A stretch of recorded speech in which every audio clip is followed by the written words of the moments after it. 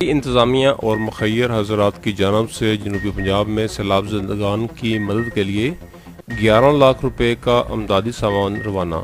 امداد میں 200 ration bag, 3000 پانی کی بوتلیں، 60 ترپال، 70 بوری سپر چاول اور 60 بیگ دیسی آٹا شامل ہیں۔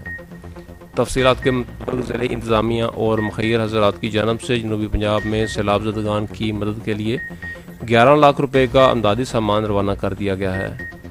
فرٹیلائزر ڈیلر کی جانب سے 200 راشن بیگ، 3000 پانی کی بوتلیں اور 60 ترپال، جبکہ عمران رائس غلہ منڈی کی جانب سے 70 بوری سپر چاول اور لیڈیز کلب کی جانب سے 60 بیگ دیسی آٹا سیلاب زدگان کو بھجوایا گیا۔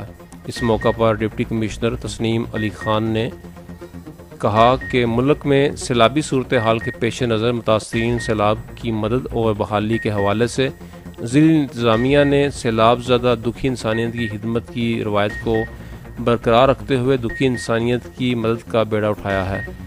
منڈی بہاؤالدین کی عوام سیلاب متاثرین کے دکھ میں برابر کے شریک ہیں اور اس مشکل گھڑی میں متاثرین کو تنہا نہیں چھوڑیں گے۔